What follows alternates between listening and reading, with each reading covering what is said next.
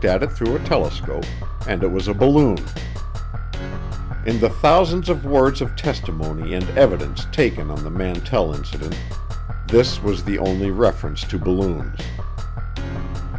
I had purposely not paid too much attention to this possibility because I was sure that it had been thoroughly checked back in 1948. Now I wasn't sure. I talked with one of the people who had been in on the Mantell investigation. The possibility of a balloon's causing the sighting had been mentioned, but hadn't been followed up for two reasons. Number one was that everybody at ATIC was convinced that the object Mantell was after was a spaceship, and that this was the only course they had pursued. When the sighting grew older and no spaceship proof could be found, everybody jumped on the Venus bandwagon, as this theory had already been established.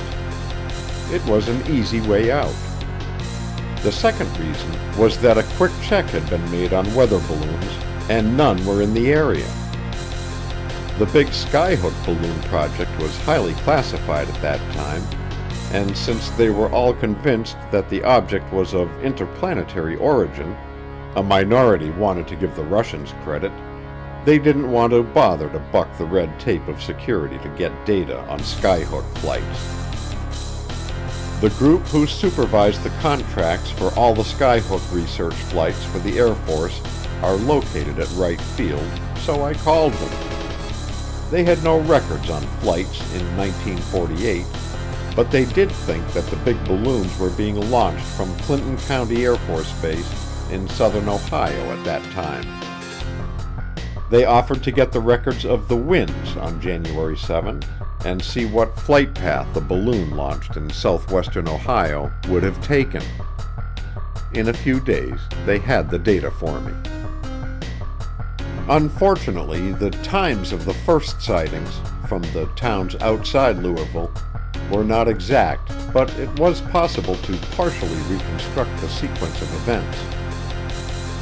The winds were such that a Skyhook balloon launched from Clinton County Air Force Base could be seen from the town east of Godman Air Force Base, the town from which the first UFO was reported to the Kentucky State Police.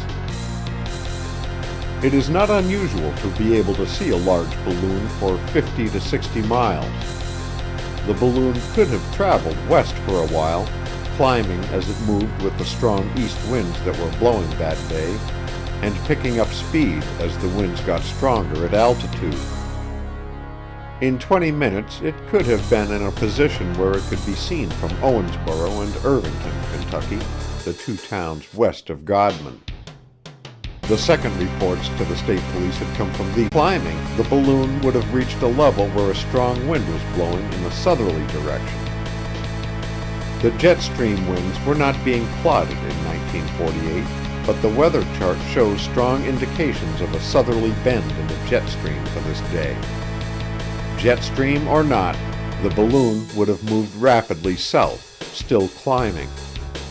At a point somewhere south or southwest of Godman, it would have climbed through the southerly moving winds to a calm belt at about 60,000 feet. At this level, it would slowly drift south or southeast. A Skyhook balloon can be seen at 60,000. When first seen by the people of Godman Tower, the UFO was south of the airbase. It was relatively close and looked like a parachute, which a balloon does. During the 2 hours that it was in sight, the observers reported that it seemed to hover, yet each observer estimated the time he looked at the object through the binoculars, and time-wise, the descriptions ran huge, small, 1/4 the size of a full moon, 1/10 the size of a full moon.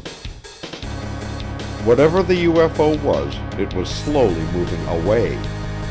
As the balloon continued to drift in a southerly direction, it would have picked up stronger winds and could have easily been seen by the astronomers in Madisonville, Kentucky, and north of Nashville an hour after it disappeared from view at Godman.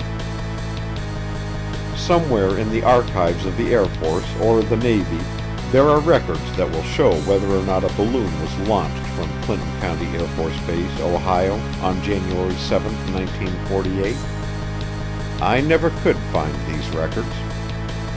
People who were working with the early Skyhook projects remember operating out of Clinton County Air Force Base in 1947, but refused to be pinned down to a January 7th flight. Maybe, they said. The Mantell incident is the same old UFO jigsaw puzzle. By assuming the shape of one piece, a balloon launched from southwestern Ohio, the whole picture neatly falls together. It shows a huge balloon that Captain Thomas Mantell died trying to reach. He didn't know that he was chasing a balloon because he had never heard of a huge 100-foot diameter skyhook balloon, let alone seen one. Leave out the one piece of the jigsaw puzzle and the picture is a UFO, metallic and tremendous in size. It could have been a balloon. This is the answer I phoned back to the Pentagon. During January and February of 1948, the reports of ghost rockets continued to come from air attaches in foreign countries near the Baltic Sea. People in North Jutland, Norway, Denmark, Sweden, and Germany reported balls of fire traveling slowly across the sky. The reports were very sketchy and incomplete, most of them accounts from newspapers. In a few days, the UFOs were being seen all over Europe and South America. Foreign reports hit a peak in the latter part of February, and U.S. newspapers began to pick up the stories. The Swedish defense staff supposedly conducted a comprehensive study of the incidents and concluded that they were all explainable in terms of astronomical phenomena. Since this was UFO history, I made several attempts to get some detailed and official information on this report and the sightings, but I was never successful. The ghost rockets left in March as mysteriously as they had arrived.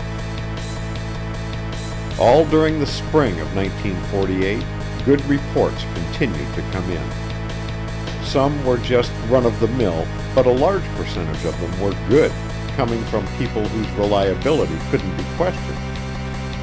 For example, 3 scientists reported that for 30 seconds they had watched a round object streak across the sky in a highly erratic flight path near the Army's secret White Sands Proving Ground. And on May 28th, the crew of an Air Force C-47 had 3 UFOs barrel in from 12 o'clock high to buzz their transport. On July 21st, a curious report was received from the Netherlands. The day before, several persons reported seeing a UFO through high broken clouds over The Hague. The object was rocket-shaped with 2 rows of windows along the side. It was a poor report, very sketchy and incomplete, and it probably would have been forgotten, except that 4 nights later, a similar UFO almost collided with an Eastern Airlines DC-3. This near collision is Volume 2 of The Classics. On the evening of July 4th, 1948, an Eastern Airlines DC-3 took off from Houston, Texas. It was on a scheduled trip to Atlanta with an intermediate stop in between. The pilots were Clarence S. Childs and John B. Whitted. At about 2:45 a.m., when the flight was 20 miles southwest of Montgomery, the captain, Childs, saw a light dead ahead and closing fast. His first reaction, he later reported to an ATIC investigation team, was that it was a jet, but in an instant he realized that even a jet couldn't close as fast as this light was closing. Childs said he reached over, gave Whitted, the other pilot, a quick tap on the arm and pointed. The UFO was now almost on top of him. Childs racked the DC-3 into a tight left turn. Just as the UFO flashed by about 700 feet to the right, the DC-3 hit turbulent air. Whitted looked back just as the UFO pulled up in a steep climb. Both the pilots had gotten a good look at the UFO and were able to give a good description. It was a B-29 fuselage. The underside had a deep blue glow. There were 2 rows of windows from which bright lights glowed, and a 50-foot trail of orange-red flame shot out the back. Only one passenger was looking out of the window at the time. The ATIC investigators talked to him. He said he saw a strange, eerie streak of light, very intense, but that was all, no details. He said that it all happened before he could adjust his eyes to the darkness. Minutes later, a crew chief at Robins Air Force Base in Macon, Georgia, reported seeing an extremely bright light pass overhead, traveling at a high speed. A few days later, another report from the night of July 24th came in. A pilot flying near the Virginia-North Carolina state line reported that he had seen a bright shooting star in the direction of Montgomery, Alabama, at about the exact time the Eastern Airlines DC-3 was buzzed. According to the old-timers at ATIC, this report shook them worse than the Mantell incident. This was the first time 2 reliable sources had been really close enough to anything resembling a UFO to get a good look and live to tell about it. A quick check on a map showed that the UFO that nearly collided with the airliner would have passed almost over Macon, Georgia, after passing the DC-3. It had been turning toward Macon when last seen. The story of the crew chief at Robins Air Force Base, 200 miles away, seemed to confirm the sighting, not to mention the report from near the Virginia-North Carolina state line. In intelligence, if you have something to say about some vital problem, you write a report that is known as an estimate of the situation. A few days after the DC-3 was buzzed, the people at ATIC decided that the time had arrived to make an estimate of the situation. The situation was the UFOs. The estimate was that they were interplanetary. It was a rather thick document with a black cover, and it was printed on legal-sized paper. Stamped across the front were the words, "Top Secret." It contained the Air Force's analysis of many of the incidents I have told you about, plus many similar ones. All of them had come from scientists, pilots, and other equally credible observers, and each one was an unknown. The document pointed out that the reports hadn't actually started with the Arnold incident. Belated reports from a weather observer in Richmond, Virginia, who observed a silver disk through his theodolite telescope, an F-47 pilot, and 3 pilots in his formation who saw a silver flying wing, and the English ghost airplanes that had been picked up on radar early in 1947 proved this point. Although reports on them were not received until after the Arnold sighting, these incidents all had taken place earlier. When the estimate was completed, typed, and approved, it started up through channels to higher command echelons. It drew considerable comment, but no one stopped it on its way up. A matter of days after the estimate of the situation was signed, sealed,